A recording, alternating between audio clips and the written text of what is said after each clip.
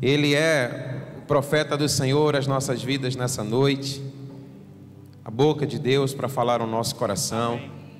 Nós cremos que há uma palavra de vida a ser liberada sobre cada um de nós. Então esteja preparado para receber aquilo que vem da parte do Senhor nessa noite. Nós nos alegramos muito por você ter chegado até aqui. Eu queria aproveitar e agradecer ao Senhor pela vida do pastor Maurício, que eu estou vendo ali, a sua esposa, a pastora Cátia. Sejam bem-vindos, como é bom recebê-los aqui. Acho que o segundo ano, né, estando conosco na nossa semana de direção profética. Você pode estender a sua mão para cá, em nome de Jesus. Paizinho querido, nome sobre todo nome é o nome de Jesus. E é nesse nome que nós estamos aqui reunidos. Nós cremos que essa noite é uma noite profética. Nós cremos que os céus estão abertos sobre esse lugar. E nós cremos que não o Clefson, mas o teu Espírito nele falará ao nosso coração nessa noite. Toma o Espírito Santo, que a sua palavra nessa noite seja uma palavra ousada e poderosa no Senhor, uma palavra de vida, uma palavra de direção, uma palavra, Senhor, que venha instruir a tua igreja. Fala conosco, porque nós estamos aqui a te ouvir. No nome que está sobre todo nome, que é o nome de Jesus, nós oramos. Amém.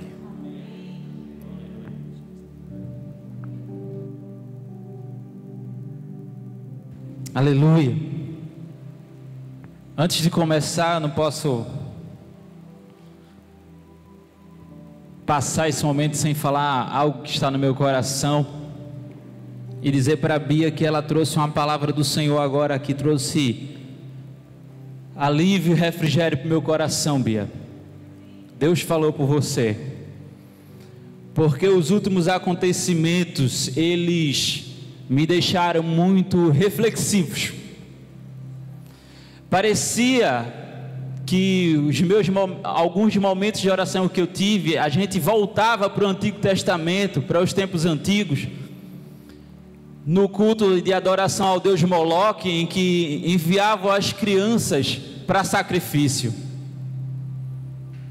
Recentemente, se você não sabe, na Argentina foi legalizado o aborto de crianças até 14 semanas gestacional. E aquilo que é um avanço do reino das trevas perturbou meu coração, porque eu ouvi uma palavra aqui do púlpito dizendo que o Senhor, Ele está para liberar um espírito de ira sobre a terra. E aí as coisas vão se confirmando, as coisas vão se encaixando, e a minha oração era: Senhor, não seria tão mais fácil que o Senhor me deixasse entender o que passa no seu coração? Quem sabe eu não mudasse minha vida?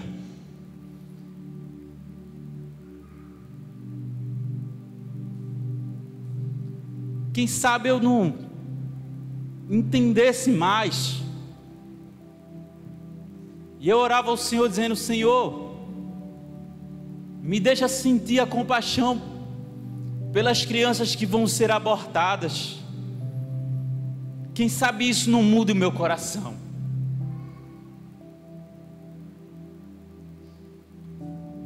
Mas Bia aqui, usada pelo Senhor, trouxe uma palavra, que é a palavra que a igreja deve ter. Fique certo que essa onda do inferno, que foi aqui no nosso vizinho Argentina, vai ecoar aqui no Brasil. E o que você, igreja do Senhor, vai fazer? E o que você, igreja do Senhor, vai fazer com relação a isso? Se você não dobrar o seu joelho e dizer assim, como Bia falou aqui: demônio Moloque, suas ações nessa nação estão canceladas em nome de Jesus Cristo. que esse espírito demoníaco ele possa ser expulso da nação brasileira. Isso não só termina na oração, ela vai para a ação, meu irmão. Então esteja pronto a ser igreja do Senhor. Quando for necessário se levantar e ir para a ação. Então que Deus abençoe a igreja brasileira, o povo brasileiro e a nação brasileira. Deus lhe usou, Bia. Meus irmãos,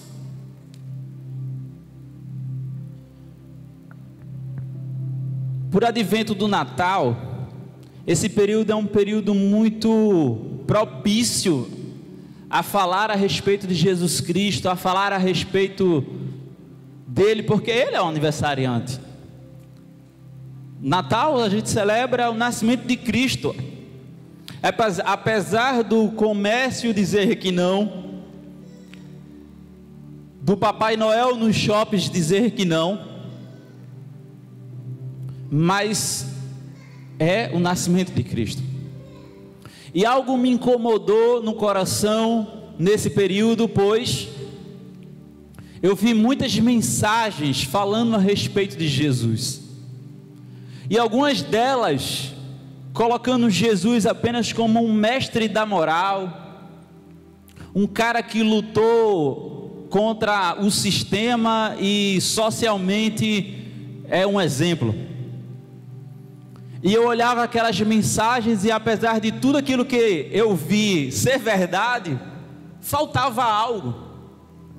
E eu pensava, que tipo de evangelho ele está sendo pregado, divulgado? Que tipo de Jesus Cristo está sendo promovido, está sendo representado?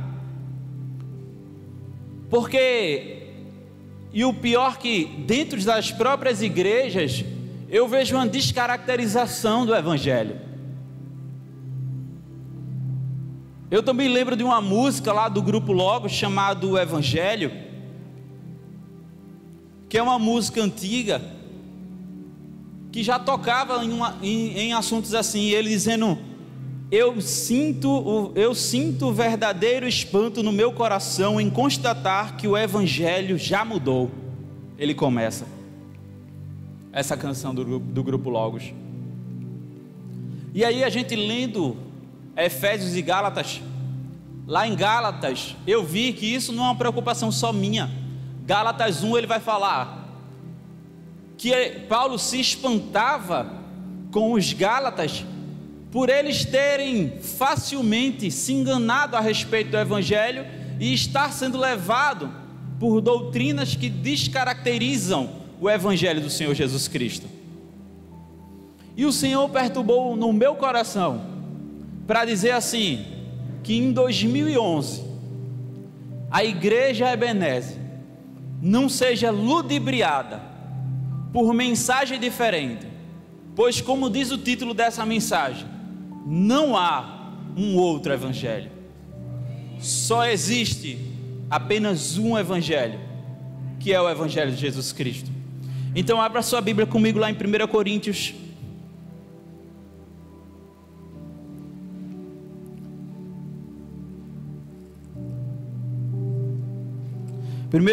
capítulo 15, e vamos ler os versos de 1 a 4.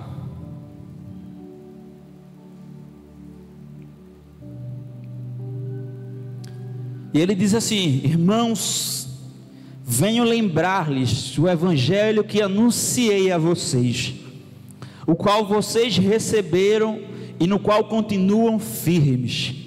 Por meio dele, vocês também são salvos, se retiverem a palavra assim como tal, como a preguei a vocês, a menos que tenham crido em vão.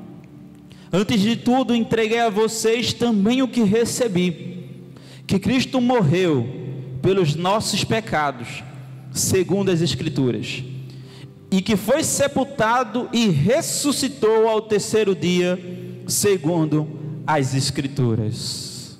Ore comigo. Pai, o Senhor sabe o quão limitado eu sou, Pai. O Senhor sabe o quão, Senhor, eu sou falho, Senhor Deus, em transmitir a Tua palavra. Mas eu não estou aqui, Senhor Deus, em meu nome. Eu não estou aqui, Senhor Deus, em minha força. E mesmo sabendo, Senhor Deus, que se o Senhor me desse a língua dos serafins, ou a cabeça de alguns anjos, a mente de alguns anjos, mesmo assim eu não poderia transmitir a grandeza do que o Senhor é, porque o Senhor é infinitamente maior e melhor, e a Tua compreensão, Senhor Deus, Ele ultrapassa o meu entendimento, Senhor. Mas existe uma revelação especial que o Senhor deixou para a gente, e eu estou diante da palavra de Deus, e que o Senhor me use, para que eu possa fazer bom uso, Senhor, daquilo que o Senhor deixou para a gente conhecer ao Senhor, porque disso aqui que o Senhor deixou, que é a palavra, e do Espírito Santo que habita em nós, a condução que o Senhor vai dar hoje, vai ser sobrenatural e extraordinária, porque eu entendo que existe uma profundidade maior a ser alcançada, em nome de Jesus, amém. Tem um escritor que eu gosto muito, chamado C.S. Lewis.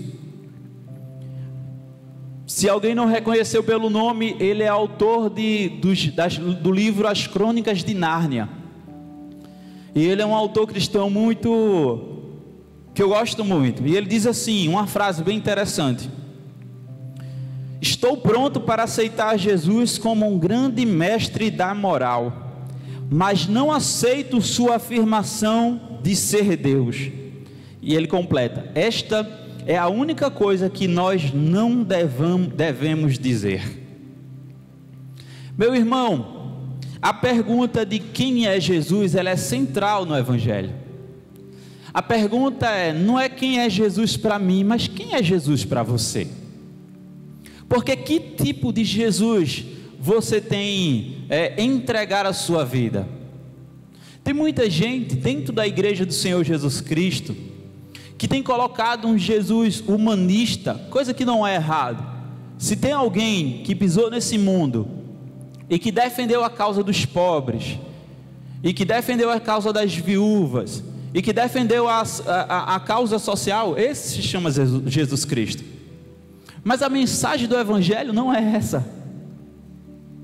A mensagem do Evangelho, ele concentra na salvação do homem.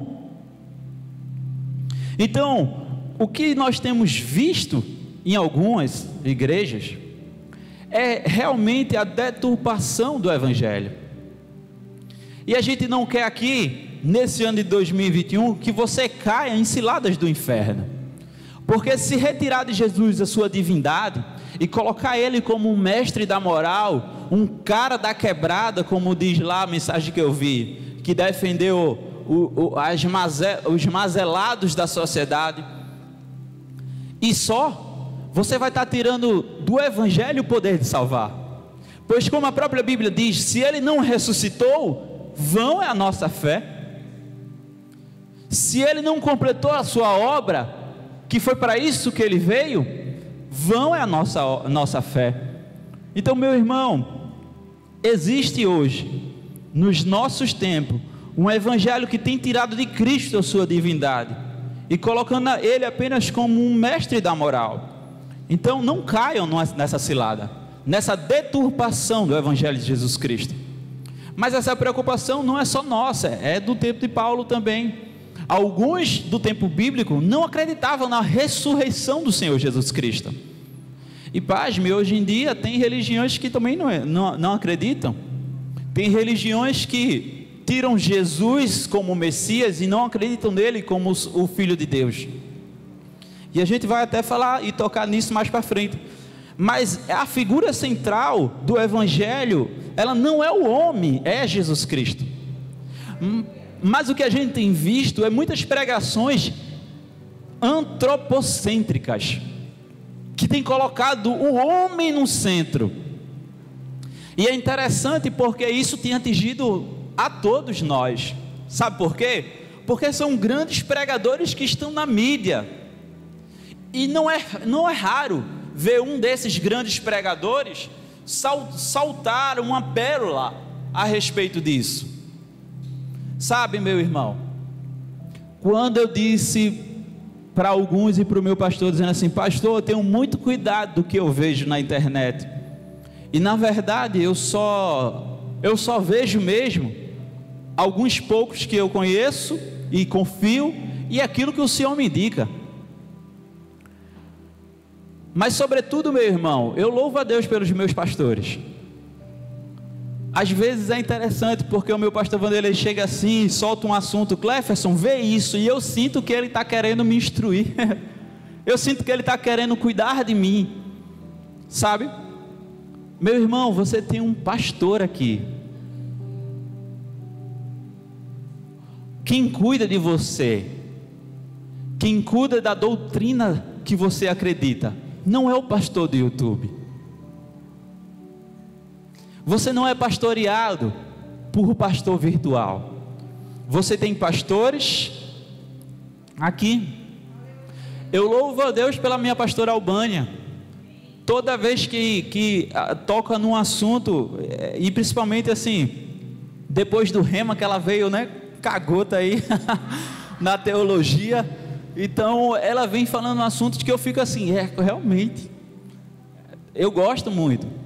Meu pastor Paulo e minha pastora Lene, que a gente está ali em Camaragibe, mais próximo agora, tem sido bênção para mim. Meu pastor Francisco, que está ali atrás, eu fico só observando a vida dele, tudo que ele faz e tudo que ele está fazendo, e às vezes ele senta assim comigo e: isso aqui que você falou pastor, nunca mais vamos esquecer, quando não tinha carro ainda, que o senhor me dava uma carona para lá, a gente sentava no carro do senhor, eu e Juliana, a gente não tinha filho ainda, e o senhor perguntava: o que é que você entendeu da mensagem de hoje? Eu sentava aqui na mensagem, eu já ia anotando, porque eu sabia que ele ia me perguntar e eu tinha que falar para ele. Mas eu louvo a Deus pela sua vida também, meu pastor, porque são esses pastores que têm me ensinado, são eles que têm me instruído. Meu irmão, 2021, está na hora de você deixar o pastor do YouTube e ter um pastor aqui de verdade, pois eles estão aqui para servir você, e eu sei disso, porque eles mesmos falam isso. Sabe por que é mais cômodo um pastor da internet? Porque ele não confronta você, ele nem lhe conhece. E isso a gente vai falar um pouco a respeito mais para frente, porque esse evangelho que às vezes é fácil vendido, tem colocado você numa vida cristã fácil, e às vezes você não quer ser confrontado, porque o evangelho que você acreditou foi deturbado, e o tipo de graça que você tem na sua cabeça é o tipo de graça elástica, hiper, super, e a gente vai tocar nisso aqui. Mas meu irmão, é por isso que o Senhor me incomodou a falar a respeito do evangelho. Cristo, sem dúvida, tratou todas as mazelas e necessidades humanas, porém a solução definitiva que Ele deu foi a salvação para todo aquele que nele crê. Então, se você é crente no Senhor Jesus Cristo, assim como eu, acreditamos que a solução para todas as mazelas do ser humano está na cruz de Cristo, e que a figura central desse evangelho é Cristo e não o homem. Porque se você, como eu, nas suas leituras bíblicas, e se você leu a Bíblia de capa a capa, se não, aconselho, tem tempo, 2021 está aí, você vai entender que o sacrifício de Cristo da cruz não foi só pelo homem, foi por toda a criação. É claro que a criação, em toda a criação, o homem tem um destaque, um carinho especial pelo Senhor. Foi feita a imagem e semelhança, a coroa da criação, e o Senhor deixou o Espírito, é a morada de Deus, mas nunca foi sobre nós. Então toda mensagem que você vê na internet ou em qualquer outro lugar, que tira Cristo do centro e coloca o homem no centro, você começa a estranhar, porque é um evangelho cristocêntrico. É esse o evangelho bíblico, que Cristo morreu e ressuscitou, e todo aquele que nele crê, na figura de Jesus Cristo, tem a vida eterna. Esse é o evangelho do Senhor Jesus Cristo. É claro que desde o iluminismo, lá para o século XIX para frente, a gente vai ver que o humanismo e o iluminismo, que é a racionalidade, ele vem dominando a humanidade, ao ponto de penetrar nas igrejas, e o liberalismo teológico tem impregnado algumas das nossas igrejas. E é por isso que o Senhor sempre levanta uns, como eu estou fazendo aqui, para alertar você a respeito do evangelho que você tem crido, a respeito do evangelho que você tem confiado. É por isso que a gente vai se aprofundar um pouco mais, e a gente vai entender na pergunta: o que é o evangelho? O que é o evangelho? O evangelho é a proclamação da morte e ressurreição de Jesus Cristo para a salvação de todo aquele que nele crê. Assim como eu, você sabe que a tradução para evangelho é boa notícia. E que boa notícia é esse? Porque você tem que entender que todos pecaram, diz a Bíblia. Romanos 3, 23 vai falar isso, 23 e 24, todos pecaram. Então a gente entende que o evangelho passa pela necessidade do homem de ter Deus, porque o homem por si só ele é pecador e não tem condição de se salvar. Mas graças a Deus, porque Jesus veio, como resposta de Deus, morreu, ressuscitou e pagou uma dívida. E essa dívida que estava sobre nós, que é lá dita em 1 Pedro 2,24,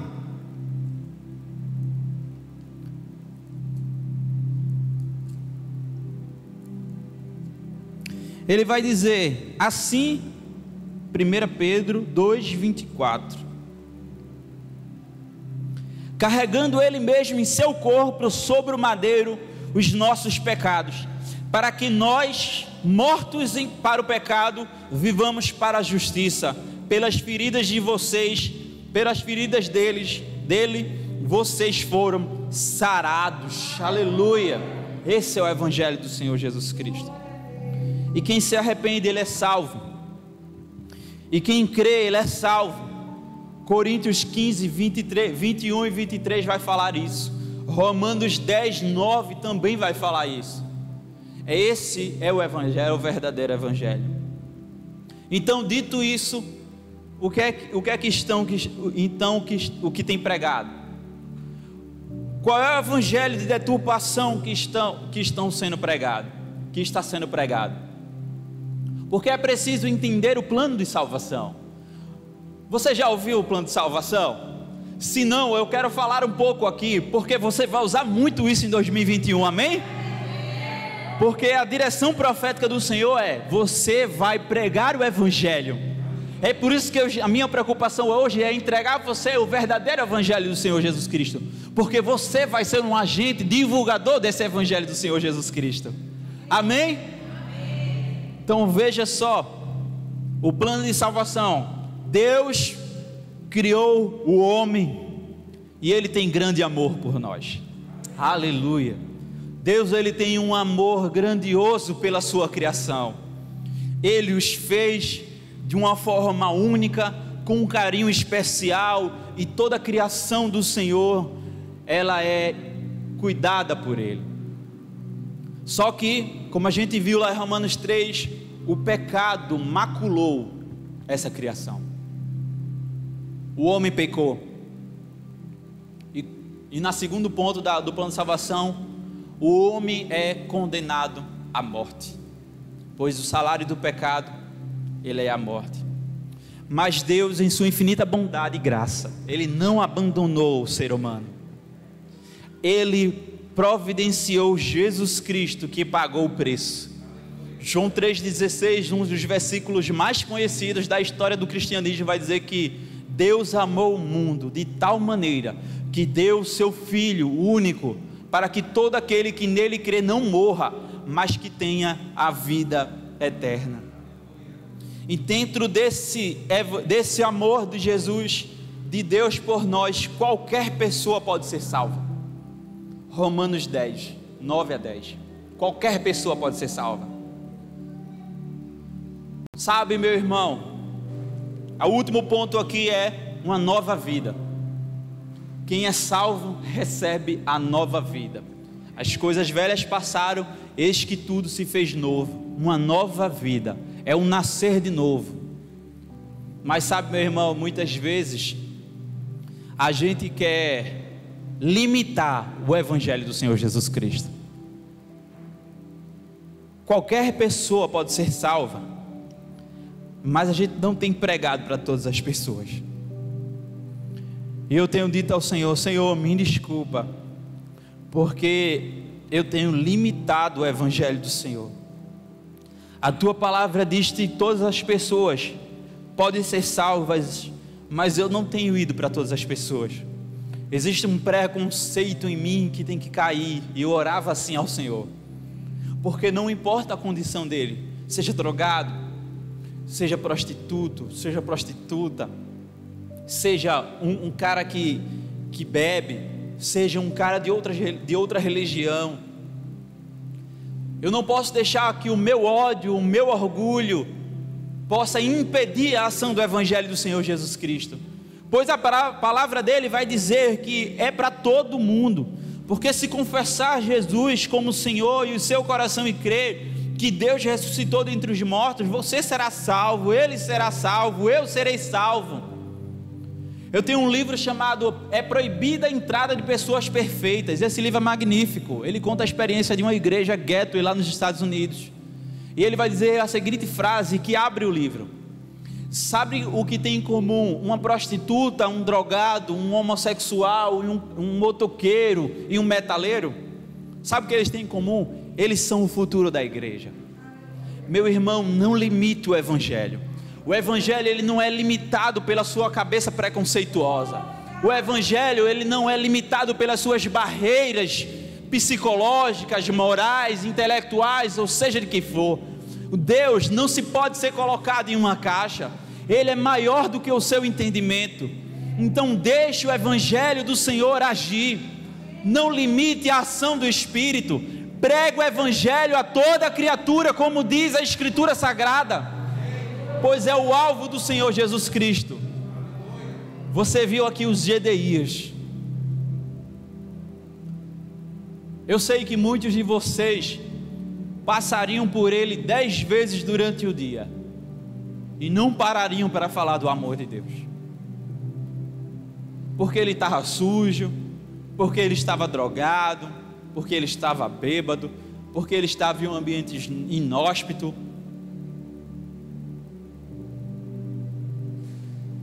Não limite o evangelho do Senhor Jesus Cristo. Você, nesse ano 2021, será um agente do Senhor para a salvação desse pessoal. Eles precisam do evangelho. E você acha que quem é que vai pregar? Somos nós. É por isso que, vendo a glória de Cristo, a glória de Deus, Isaías disse: eis-me aqui, me envia, Senhor. Você se lembra da mensagem que eu preguei no começo de 2020, que foi em Isaías, onde uma brasa foi tirada do altar, e ali purificava Isaías do pecado dele, e ali a gente fez a tipologia de Jesus Cristo, e o único encargo para que você possa pregar o evangelho é ser convertido. Porque você não pode falar, eu não posso falar da experiência do pastor Paulo, e se eu falar vai ser muito superficial, mas eu posso falar da minha experiência com Cristo. Como foi que Cristo te salvou, meu irmão? Você pode ser testemunha de Jesus, tanto aqui, como em Paulista, como em Recife, como em Pernambuco, como no Brasil, como nos confins da terra. O evangelho lhe alcançou. O evangelho transformou você. O evangelho tornou você uma nova pessoa, e ali lhe capacita para que você possa ir adiante e fazer isso e divulgar essa palavra, essa mensagem que transformou você para outros. Seja um evangelista em 2021. Aleluia. Queria ler 1 Pedro.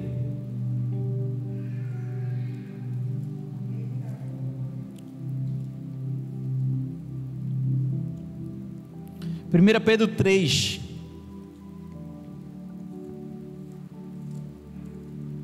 Versículo 15 e 16. 1 Pedro 3, 15 e 16. Olha que palavra legal.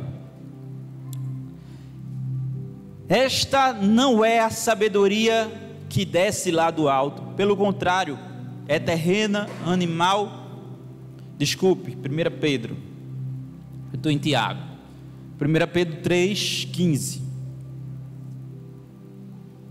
Pelo contrário, santifiquem a Cristo como Senhor em seu coração, estando sempre preparados para responder a todo aquele que pedir razão da esperança que vocês têm, mas façam isso com mansidão e temor, com boa consciência, de modo que naquilo que falam de vocês fiquem envergonhados esses que difamam a boa conduta que vocês têm em Cristo Jesus.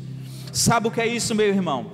É para que você possa falar do Evangelho com muito amor, com muito carinho, e sem entrar em discussões bestas que não vão levar a sentido algum, a lugar nenhum, porque o Evangelho precisa ser honrado e não envergonhado. E ele começa falando no versículo 13, ele fala assim, o começo, 15, desculpa. Pelo contrário, santifiquem a Cristo como Senhor em seu coração. Vocês primeiro têm que santificar a Cristo no coração, para que Ele possa resplandecer. E aqui vai um puxão de orelha. Se você nesse 2020 não pegou o Evangelho, não falou claramente a respeito da salvação do Senhor Jesus Cristo, talvez você não esteja nutrindo no seu coração o verdadeiro Cristo. Talvez você não tenha nutrido no seu coração quem é realmente Cristo. É por isso que eu quero voltar à pergunta: quem é Jesus Cristo? Quem é Jesus Cristo? E por que você tem escondido e negado a Ele? Por que você tem sido negligente? Por que você tem limitado o Evangelho do Senhor Jesus Cristo? Pois a palavra diz que aqueles que nutrem a Cristo no coração, esses são intrépidos e corajosos para romper com qualquer tipo de barreira, de vergonha, de medo, e falar do Evangelho do Senhor Jesus Cristo. Meu irmão, eu quero que o Espírito do Senhor hoje dê uma coragem sobrenatural a você. Eu não sei que nível de timidez você está, mas a Bíblia vai dizer que os tímidos não herdarão o reino de Deus. Confesso a você que tem muita gente que prega essa palavra de tímidos nesse contexto bíblico de várias formas, mas eu quero atribuir isso àquele que põe a sua timidez na frente da sua fé em Jesus Cristo. Você não é digno da salvação. Se você põe a sua timidez na frente da sua fé, escondendo quem Cristo é, você não é digno da sua salvação. Que o Senhor possa resplandecer em você e no seu coração, para que você tome a coragem e rompa com qualquer barreira que o Evangelho possa ter e encontrar em você. O falso Evangelho também se apoia nas distorções. Você sabe que o ramo da teologia que cuida da salvação chama-se soteriologia. Você sabe que eu não fiz teologia, eu sou aquele grande curioso que vou pescando principalmente das fontes que são meus pastores, e também eu faço um curso na F-Hope, que é a House of Prayer lá em Florianópolis. Mas é interessante porque quando você vai estudar sistematicamente o que é salvação, você encontra os pontos que sustentam a salvação e o estudo da salvação do homem. E eu quero trazer 3 elementos fundamentais, e aqui começa a mensagem. Isso foi só a introdução. Que Deus permita que eu termine ainda hoje, amém? Porque na salvação, na soteriologia, que é o ramo da teologia que cuida da salvação do homem, o elemento fundamental é graça, sangue e fé. A graça é a fonte da salvação, o sangue é a base da salvação, e a fé é o meio para a salvação. Então, quando a gente vê as distorções a respeito disso, porque é interessante diferenciar erro teológico de heresia, e tem uma grande diferença aí. Erro teológico é quando uma pessoa difere da outra em coisas triviais do Evangelho ou da palavra do Senhor, como por exemplo a forma de batizar, se é aspersão, se é imersão. Mas outra coisa é quando você desvirtua um dos pilares da salvação do homem, quando você tira a figura de Cristo da salvação do homem, quando você macula a graça do Senhor, que é a fonte da salvação, quando você desvirtua a fé, que é um meio para a salvação. Muitos aí acreditam que a salvação vai pelas obras, escanteando a graça.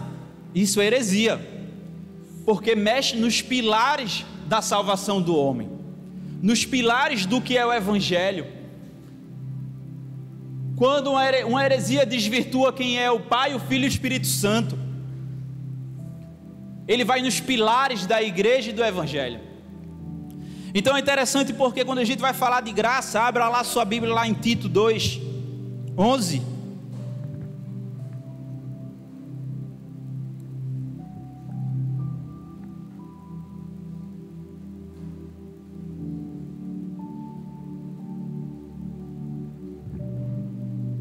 Tito, capítulo 2, versículo 11.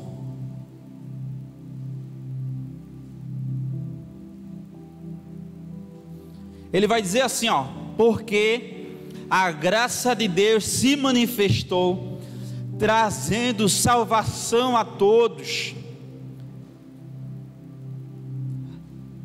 Trazendo salvação a todos. Vá lá agora para Tito 3, versículo 4.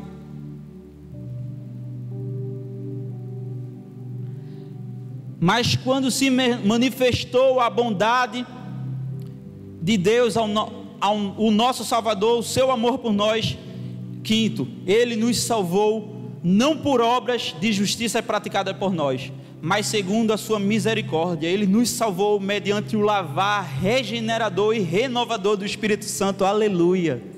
Isso é graça. Graça é um favor imerecido. Graça é uma dispensação bondosa da parte de Deus. Meu irmão, você tem que entender que eu e você não merecemos a salvação. Foi a ação do Senhor, deliberadamente, a ação do Senhor que nos salvou. Entendemos que a graça se manifesta independente da obra dos homens, independente de mim ou de você, Ele se manifestou. Você só amou porque Ele te amou primeiro, diz a Bíblia. Isso é graça. Isso é a dispensação bondosa da parte de Deus para você. Isso é a fonte da salvação. Pois por meio da graça vocês são salvos, mediante a fé, que a gente vai ver mais na frente. Mas a graça, esse favor imerecido, provado na expiação de Cristo, o seu Filho por nós na cruz. Isso é a graça. Mas meu irmão, um conceito tão bonito e fechado como esse tem sido abusado e deturpado por muitos. O que hoje eles chamam de hipergraça tem esticado a mensagem do Senhor, atribuindo para ela propriedades que ela não fala e que ela não tem.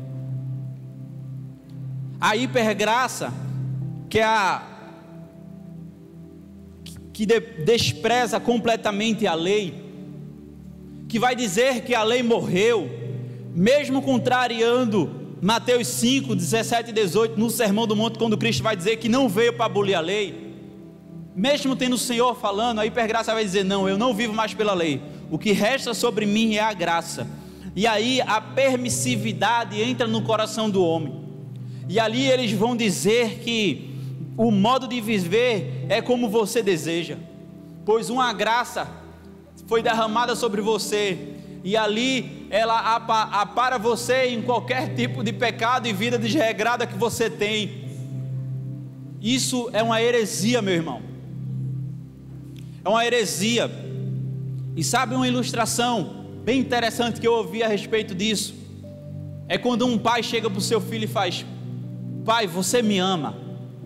E o pai olha para o filho e diz: ama, meu filho, como não? Você é amado por mim, por sua mãe. Pai, mas você realmente me ama, não vai me amaldiçoar não? Claro que não, meu filho, eu amo, eu nutro amor por você. Mas pai, se eu pegar a sua chave do carro e totalmente embriagado, chutado, eu posso colocar 220 na BR com o seu carro, você vai continuar me amando? E o pai vai olhar assim e faz: meu filho, o que é que isso tem a ver?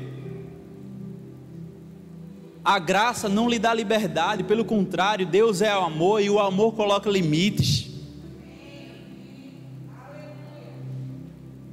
O amor impõe limites, meu irmão. Deus é amor. Deus não poderia consumir você agora mesmo? Poderia, mas Deus é amor, e o amor dele tem princípios que regem quem ele é, por isso que ele não te apaga. Sabe o que é isso? Limites. Meu irmão, mesmo assim, mesmo com essa super graça que eles falam, ele tem destruído muitas vidas. Sabe por quê? Porque nessa permissividade da graça que é colocado, muita gente tem destruído a sua vida, aí se afasta da igreja. E às vezes aqui a gente tem gente que chega a nós completamente destruído pela permissividade do evangelho que é pregado aí fora, e a gente vê as mazelas que entram na vida da pessoa, as maldições que estão sendo instaladas na vida da pessoa, devido à legalidade do pecado que é colocado, porque ele vive um evangelho de permissividade, do evangelho que tudo pode, do evangelho que tudo faz. E essa graça elástica que tem se pregado tem prejudicado a salvação de muitos. Então, meu irmão, tome cuidado. Tome cuidado com o evangelho que diz que você pode viver de qualquer jeito, que a lei foi abolida e que você não deve mais nada a ninguém, e que uma graça de Deus lhe suporta quando você está completamente destruído. Tem um texto lá em Efésios, que é um texto até difícil, na verdade Hebreus 6, esse texto de Hebreus 6, deixa eu abrir ele aqui.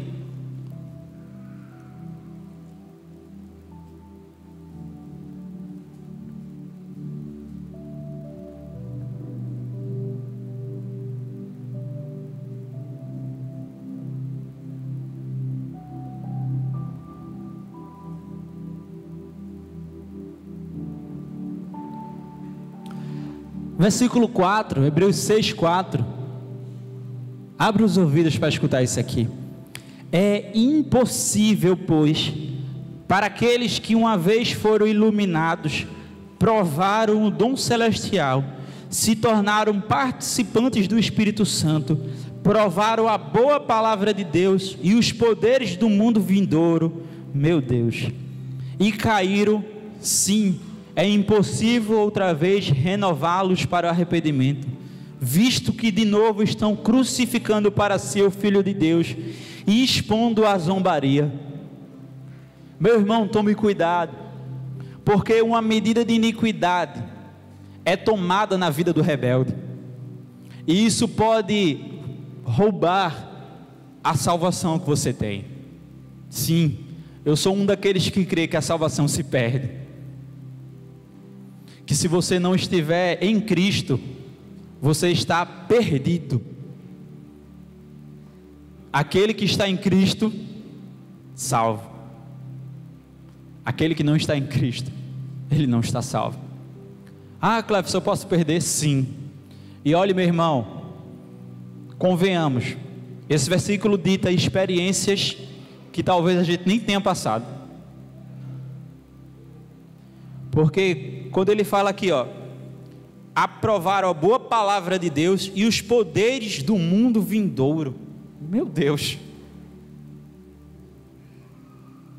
Tome cuidado. É interessante porque no segundo ponto dos elementos básicos da salvação, que é o sangue de Jesus Cristo e a figura de Jesus propriamente dita, que é onde é a base da salvação, pois o sangue de Jesus nos purifica de todo mal, de todo pecado, amém? Esse sangue que purifica de todo pecado, o sangue do sacrifício de Cristo no Calvário, é a base de sustentação do Evangelho. A salvação só há em Jesus Cristo, e é o seu sangue que nos purifica de todo pecado.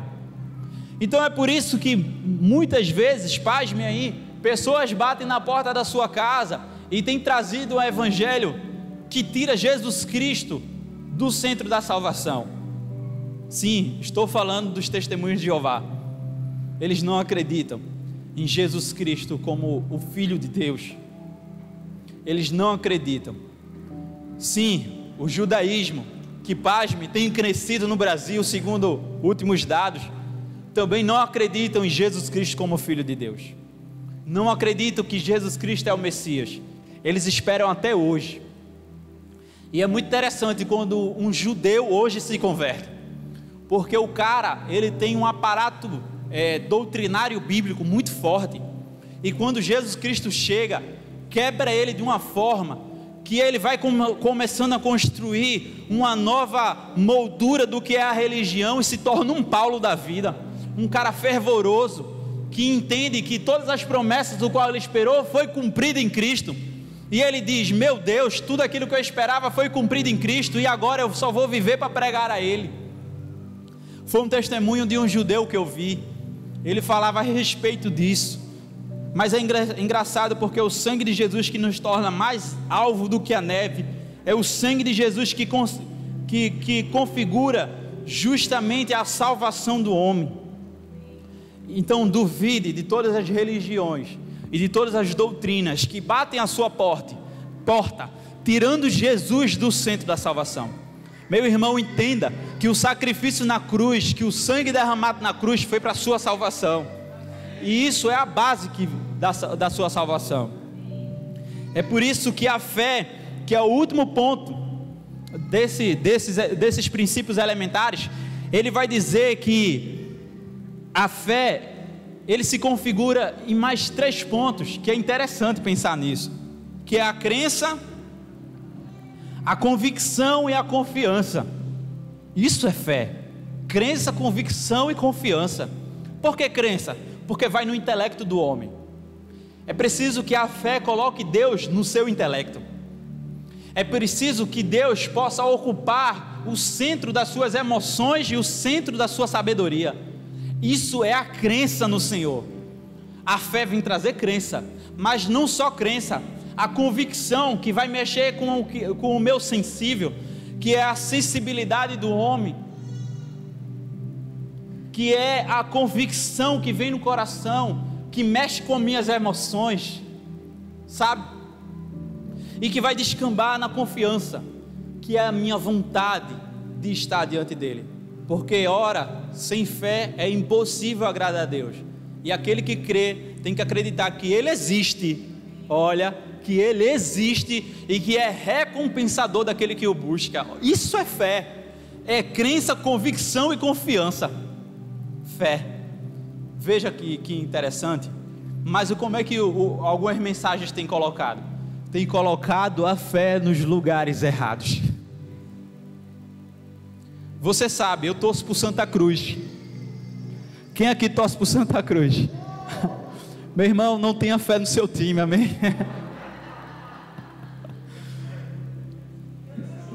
meu pastor é alvirrubro. Mas, meu irmão, pense comigo.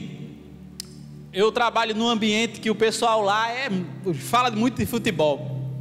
E eles são muito de apostar. Eles chamam de fezinha. Vou fazer uma fezinha aqui e joga lá no bet, né? Aposta lá no aplicativo lá deles. E às vezes eu conversando com ele, eu falo: rapaz, como é que tu tem fé, velho? Tu tem colocado tua fé num time assim, que eu fico assim: rapaz, a tua fé está me contagiando. Eu acho que eu vou torcer pro teu time. O teu time deve ser muito bom. Mas, meu irmão, ele tem colocado a fé, a convicção. Olha, o que é fé? Crença, convicção e confiança no time dele. Às vezes a gente tem colocado nossa fé nas coisas erradas. Como é que você vai gastar a sua fé em coisas que você tem dúvida da vitória? Como? Como é que você vai gastar sua fé naquilo que é dúvida? Você tem que gastar sua fé naquilo que é a certeza e convicção do seu coração. Coloque a sua fé e a sua convicção em Jesus Cristo, autor e consumador da fé. Ele tem colocado no coração do homem e gerado fé, mas o homem nem sempre tem colocado a fé nele. Às vezes é no orixá, às vezes é no santo, às vezes é no time de futebol, às vezes é num videogame e na vida do entretenimento, videogame, TV, música. Eu fico pasmo quando tem os grandes fã-clubes de cantores. O tanto de esforço, o tanto de energia que eles colocam naquilo, eu fico admirado, sério mesmo. Fã-clube do Justin Bieber, por exemplo. As meninas, a maioria são meninas do fã-clube, eles têm uma energia que eu fico assim: meu Deus, já pensou se ele colocasse a sua fé no Senhor Jesus Cristo? Usar toda essa energia em prol do Evangelho. Aí quando a gente vem para a igreja do Senhor Jesus Cristo, a gente encontra gente apática aqui no banco. Meu Deus do céu. E eu olho para lá e digo: uma fé vã.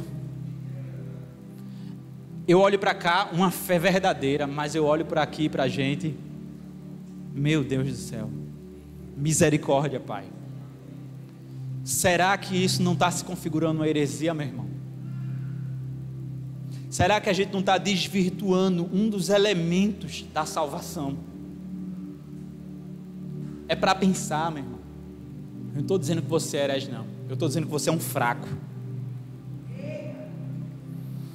Eu não estou dizendo que você está pregando outro evangelho, não. Eu estou dizendo que nem evangelho você está pregando. Abre o olho, igreja. 2021 é um tempo de uma igreja se levantar rompendo em fé.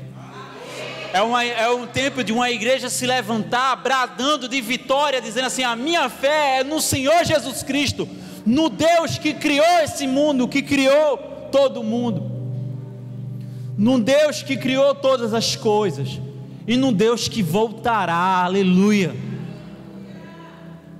A gente celebra o seu nascimento aguardando a sua volta. Esse é o Evangelho. Essa é a minha fé. É naquele o qual é o autor dela. A pergunta é: em quem você tem colocado a sua fé? Ou no que você tem colocado a sua fé? A fé nos conduz ao Salvador.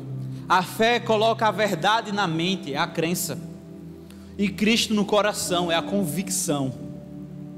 A fé é a ponte que dá a passagem ao mundo espiritual. E como eu já falei aqui, e quero repetir essa frase: ninguém passa isento pelo mundo espiritual. Ninguém passa pelo mundo espiritual sem ter consequências, seja para o bem, seja para o mal. Ninguém passa. E a fé é a ponte, é a passagem para o mundo espiritual. Por isso que ela é o meio para a salvação. Meu irmão, que evangelho você tem pregado? Que evangelho você está vivendo? Será que não é tempo da gente causar uma revolução na nossa vida? Será que não é tempo de esse avivamento que a gente ora tanto começar a trabalhar para que ele possa vir? Será que não é tempo da gente ser cooperador de Cristo na obra da salvação do mundo? Ou você quer que as pedras clamem no seu lugar? Porque eu tenho orado, Senhor, pedra nenhuma vai clamar no meu lugar, vai falar no meu lugar. Faça por onde, meu irmão? Esse ano de 2021 é o ano no qual a gente já tem falado, um ano que vai ser de aprofundamento. Mas ele vai ser um ano de aprofundamento na vida cristã, no Evangelho de Jesus Cristo. Porque primeiro você precisa viver esse Evangelho. Talvez seja isso que esteja faltando na sua vida, na minha vida, é viver o Evangelho. Sabe? Quando o pastor sabiamente está colocando os livros do mês e dizendo assim, escolha um evangelho para ler. Evangelho é o nome. Por quê? Porque conta a vida de Jesus aqui na terra. E o que é que ele fazia?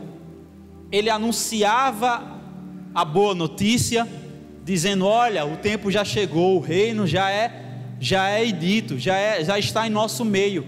E aí ele curava cegos, ele fazia coxos andar, ele andou sobre as águas, ele fez sinais, ele fez maravilhas, tudo isso no exercício do Evangelho. Ele fez tudo isso colocando em prática aquilo que ele veio fazer, que foi dar a vida ao ser humano. Ele subiu aos céus no terceiro dia, e você sabe da história, ressuscitou no terceiro dia e subiu aos céus. E a igreja do Senhor continuou pregando o Evangelho. E o que é que eles faziam? Eles pregavam a mensagem de Cristo, que como a gente acabou de ler em Coríntios, no primeiro, Jesus Cristo, que morreu, que ressuscitou e que subiu aos céus. Mas eles curavam no exercício do Evangelho. Eles viviam o amor fraternal, eles viviam em comunidade, tudo era em comum. Meu irmão, você precisa viver o Evangelho do Senhor Jesus Cristo. Você não prega, você não fala, porque você não vive. Você não se move do canto, porque você não está vivendo esse Evangelho. Cléfase, como se vive o Evangelho? Primeiro você ora e diz assim, Senhor, o Senhor me salvou e eu sou uma testemunha sua, que o Senhor me conduza no exercício do Evangelho. E você vai lá para fora e você começa a falar do Evangelho para quem não é crente, para quem é desviado. Você vai dar um testemunho de vida, e o Senhor vai ali abençoando você. Se for para curar, você vai curar. Se for para expulsar demônio, você vai expulsar demônio. Se for para compartilhar, viver em comunhão, você vai viver em comunhão, porque é a graça do Senhor derramada sobre essa humanidade, que é salvação para Ele, e Ele nos convida a ser agentes da salvação. Queira fazer parte do Evangelho do Senhor Jesus Cristo, porque se você não for, só você não vai. E se você quiser seguir a gente está andando, a gente não vai parar. Mas se você quiser vir, vem conosco, porque eu vejo aqui sentado evangelistas do Senhor Jesus Cristo. É um dos ministérios, né, meu pastor? É um dos ministérios. É evangelistas. Amém? Amém? Deus lhe abençoe, lhe dê graça e lhe aperreie de madrugada para você orar mais. Amém?